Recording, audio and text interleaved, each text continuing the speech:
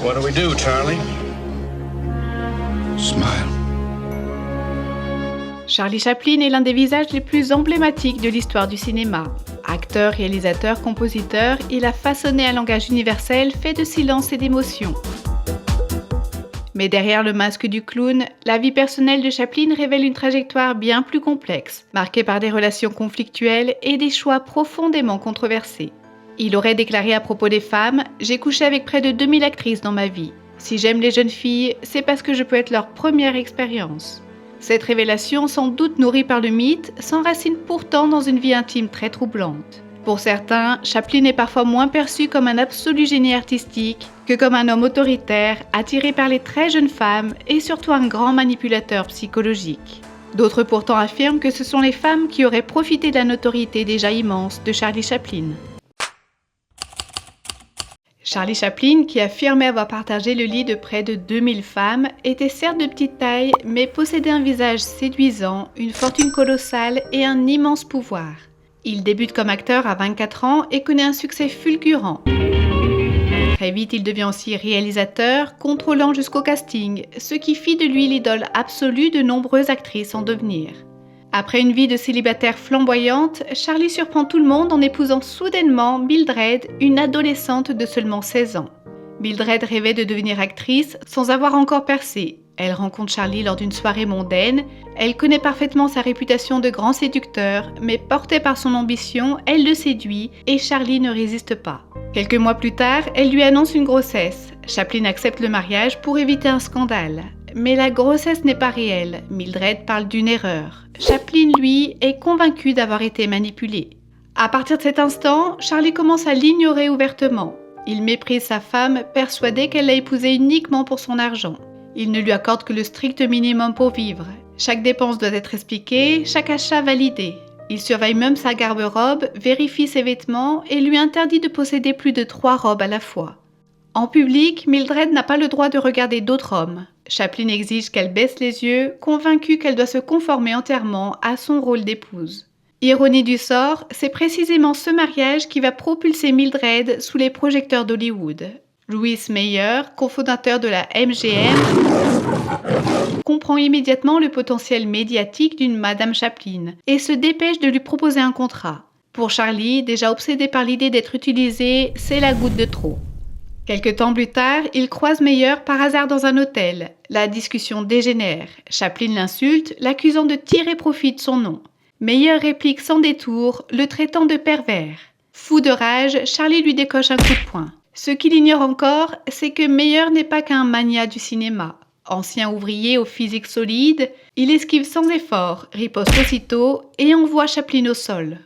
Des années plus tard, Mayer reviendra sur cet épisode avec cynisme, affirmant que se faire des ennemis peut parfois être un atout dans le monde des affaires et qu'il n'a jamais regretté cette altercation.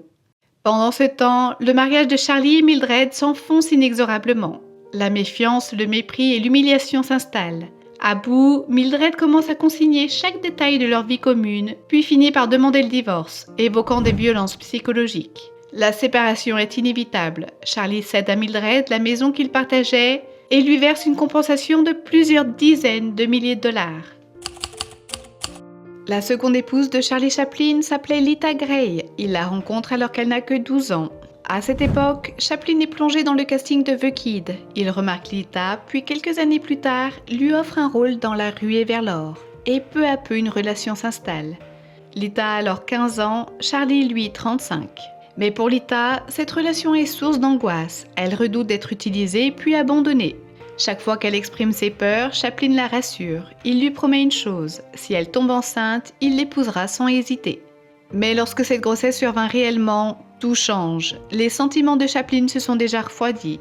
Il entretient désormais une liaison avec Georgia, une actrice engagée pour remplacer Lita, devenue enceinte.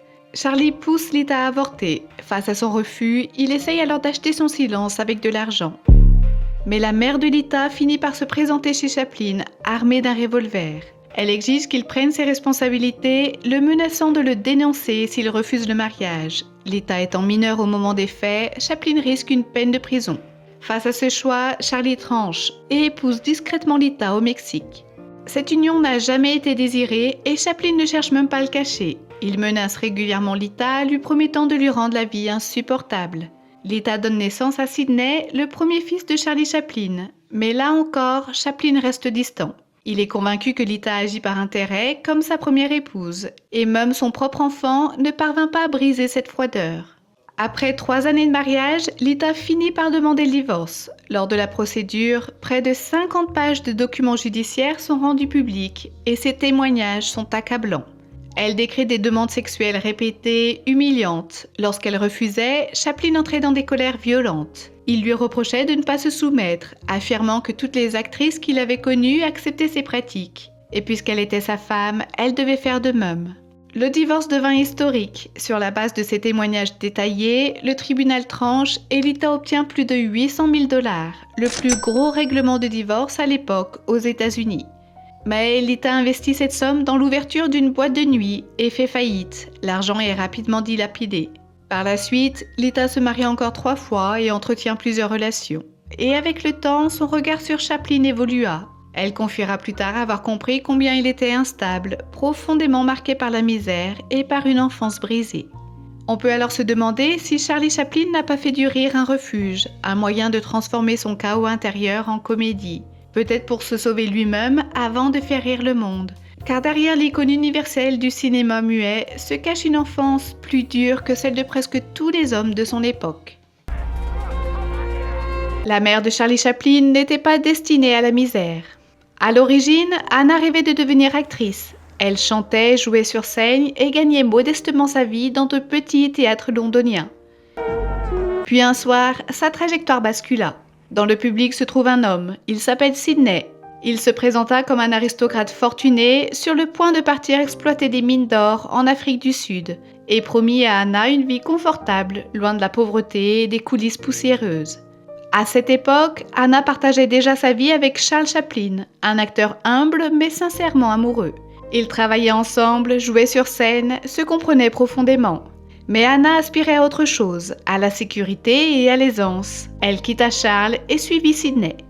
Arrivée en Afrique du Sud, la vérité éclata. Sidney n'est pas aristocrate, c'est un criminel qui attire de jeunes femmes désespérées comme Anna pour les contraindre à se prostituer auprès des mineurs.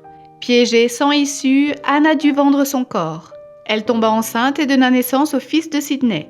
Brisée physiquement et mentalement, elle profita un jour d'un moment d'inattention pour s'enfuir et rentrer en Angleterre.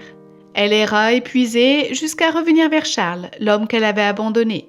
Elle se présenta chez lui avec l'enfant d'un autre. Mais avec surprise, Charles ne protesta pas. Il venait de retrouver Anna qu'il aimait tant. Il l'épousa et devint le père d'un fils qui n'était pas le sien. Et environ 3 ans plus tard, naquit Charlie Chaplin. Plus tard, Charlie se souviendra de sa mère comme une femme belle et distinguée, aux yeux violets et aux longs cheveux soyeux. Mais Anna ne fut jamais une mère stable, ni une épouse apaisée. Quelques années après la naissance de Charlie, son père Charles connut un certain succès au théâtre. De plus en plus absent, il passait rarement à la maison. Anna, seule et dépressive, quitta une nouvelle fois son mari et entama une relation avec un acteur nommé Leo Dryden. Un jour, Charles rentre chez lui en pleine journée et surprit l'infidélité. Et le divorce fut inévitable. Anna s'installa avec Léo et donna naissance à un autre fils. Mais persuadée que leur relation commençait sur une trahison, ne durerait pas, Léo finit par partir emmenant leur fils Wheeler avec lui. Anna avait partagé sa vie avec 3 hommes et donné naissance à 3 fils. Désormais, elle se retrouvait seule, sans compagnon, avec 2 enfants à nourrir. Pour survivre, elle retourna sur scène. De petits théâtres, des cachets dérisoires, à peine de quoi manger. Puis vint le soir qui changea tout. En plein spectacle, la voix de Anna se brisa. Elle tenta de continuer, la voix rauque presque inaudible, mais le public se mit à la huer. Depuis les coulisses, Charlie, 5 ans à peine, assista à l'humiliation de sa mère. Sans réfléchir, il monta sur scène et chanta à sa place. We are delighted to present Master Charles Chaplin.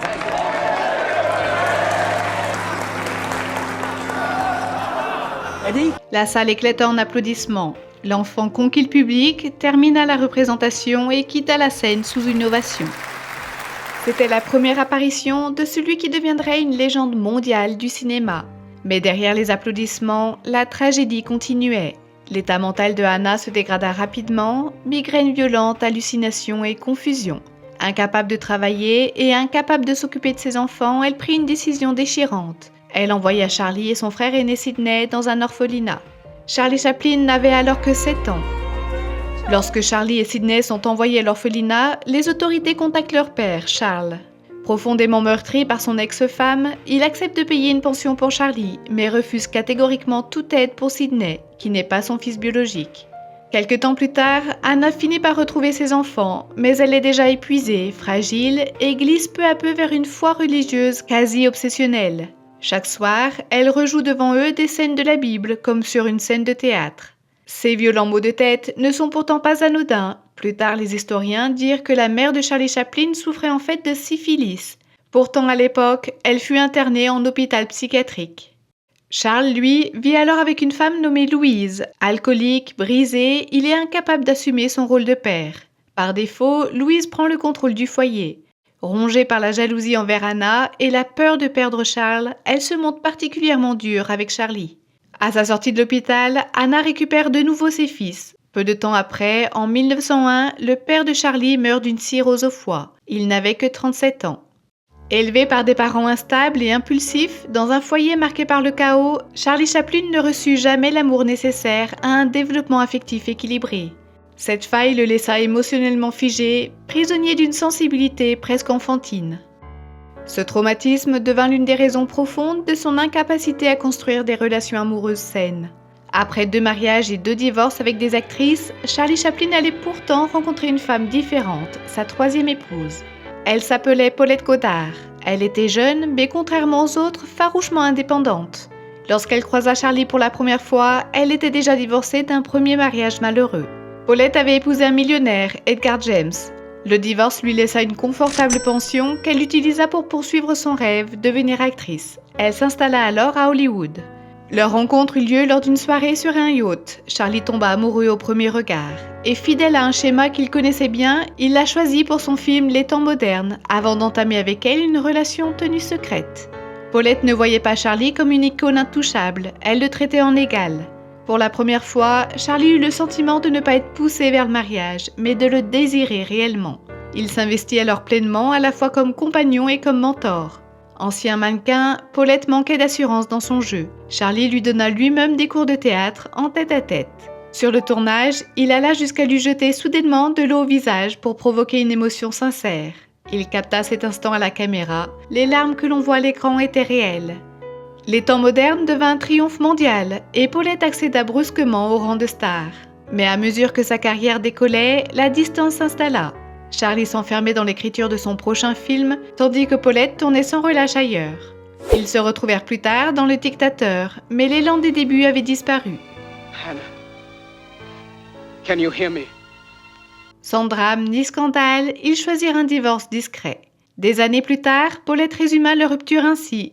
Charlie ne voulait pas divorcer, moi aussi. Vivre avec un génie est difficile. S'adapter en permanence à un esprit aussi brillant est une épreuve.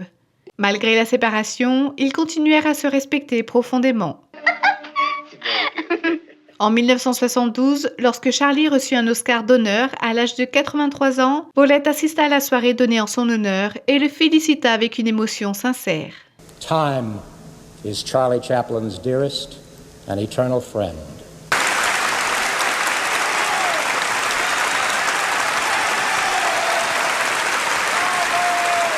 Malgré un succès colossal dans l'histoire du cinéma, la vie privée de Charlie Chaplin ne connut jamais la sérénité.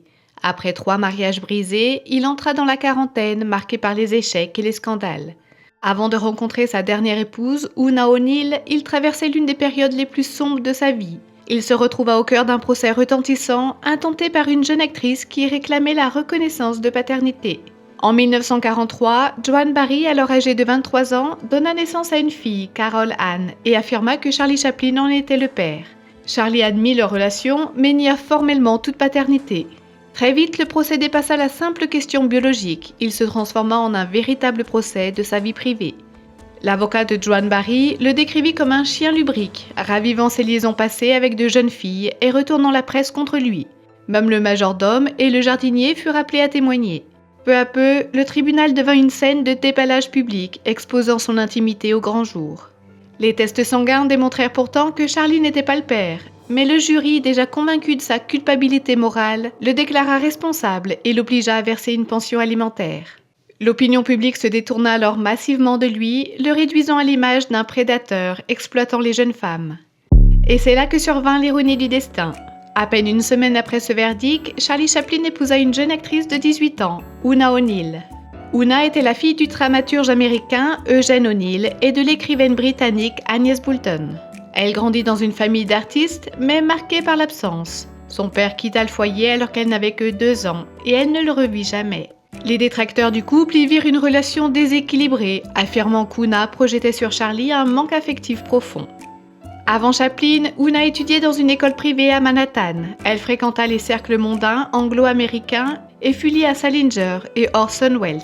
Après le lycée, elle partit à Hollywood avec l'espoir de devenir actrice. Et c'est là qu'elle rencontra Charlie Chaplin. Une fois encore, beaucoup prédirent une répétition du passé, un mariage rapide suivi d'un divorce inévitable. Mais cette fois, les pronostics furent démentis. Leur lien fut solide, profond et sincère, et ils s'aimèrent jusqu'au bout. Oona donna naissance à 8 enfants. Pourtant, pour Charlie, elle resta toujours prioritaire, avant tout, même avant ses enfants. Il considérait leur rencontre comme la plus grande chance de sa vie. When I was young, handsome, had my power. They came after me, I'd make a movie, I'd make them laugh, and I'd make them cry. Now I'm at their mercy. Après 35 années de mariage, Charlie Chaplin s'éteignit chez lui. Dès la fin de la soixantaine, sa santé s'était fragilisée à la suite de plusieurs AVC. Il mourut paisiblement dans son sommeil à l'âge de 88 ans. Oona consacra les années suivantes à élever leurs enfants. 14 ans plus tard, elle fut enterrée aux côtés de son mari. Très tôt, Charlie Chaplin connut un succès fulgurant grâce à une intelligence hors norme et un talent exceptionnel. Mais dans sa vie intime, il fut souvent prisonnier de ses failles, de ses désirs mal orientés et de ses choix douloureux. Chaque vie est faite de décisions, de regrets, de blessures et de souvenirs que l'on préférerait parfois effacer. Et l'on ne peut s'empêcher de se demander quel moment Charlie Chaplin lui-même a le plus regretté.